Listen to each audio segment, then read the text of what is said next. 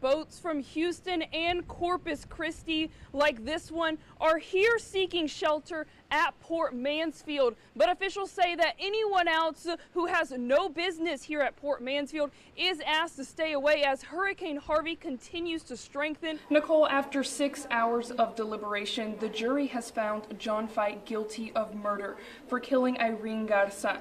And we actually have Irene Garza's cousin right here with us, Dr. Linda de la Viña. I know this has been such a long time coming for the family. How did you feel whenever you heard that verdict come in? While agents are patrolling the Rio Grande, they look for distinct areas, which they call landings. Some of these areas could have anything from trash, footprints, and there is actually a deflated raft, which could indicate some illegal crossing right here.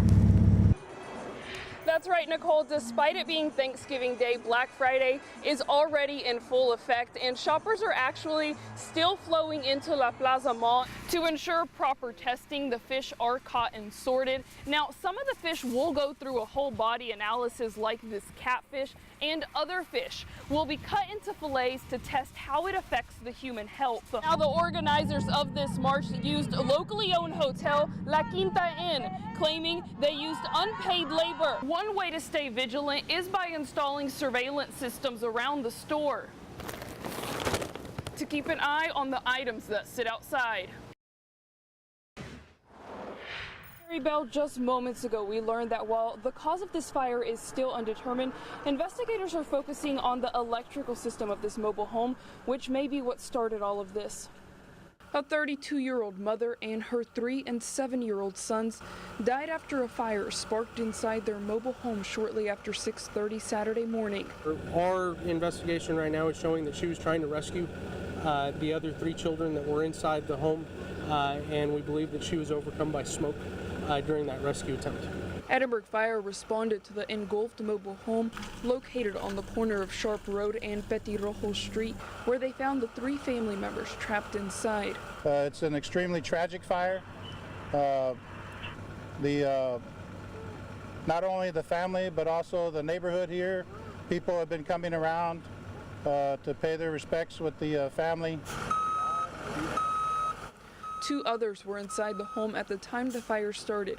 A 17-year-old family friend who made it out unharmed, and the mother's 6-year-old son who has been transported to San Antonio. He is in critical condition. It was a sight many neighbors woke up to. Ya cuando salimos nosotros ya estaba hasta arriba la casa ya era pues ya perdida total. Investigators, however, found no working smoke detectors inside the home. There is a chance that lives could have been saved had there been working smoke detectors in this home, and we want to remind Hidalgo County residents, 1, to obviously keep this family in your prayers, and then 2, please check your smoke detectors. Please make sure that you have at least 2 exits out of your home. A warning that neighbor Juani Hernandez is taking to heart, since she also lives in a mobile home without smoke detectors. Sí, ahorita que miramos las cosas de cerca, y digo yo, o sea, ayer nosotros estuvimos a punto de pasar algo así y ahorita mira, o sea, son cosas que uno no,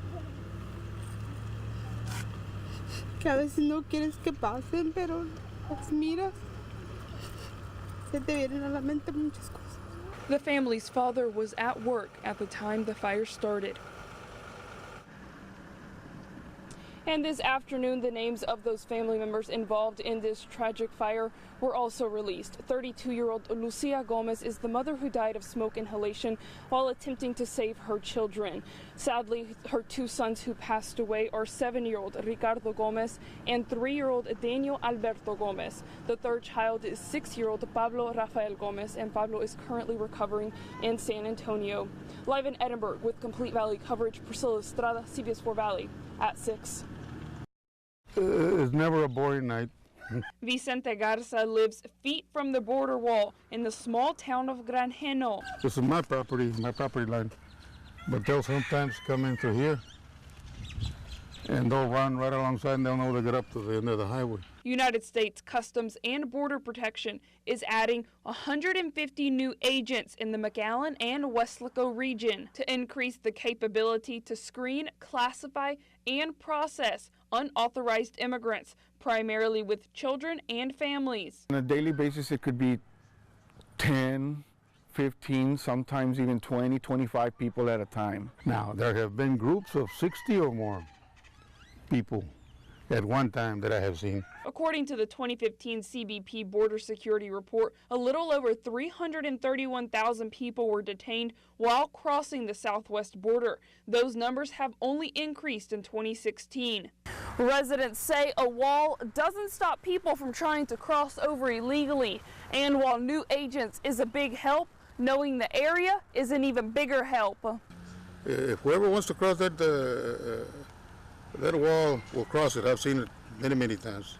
Over 2 million pounds of drugs and over 19 million in currency was seized in 2015. The new agents will help facilitate the majority of cross-border activity. That is my security. The little chihuahua, anything going on, they'll let you know. Garza says once you hear dogs in the community barking, you know when someone is crossing through the area, and hopes extra agents increase the security around their small community. In Granjeno, Priscilla Estrada, CBS 4 News and ValleyCentral.com.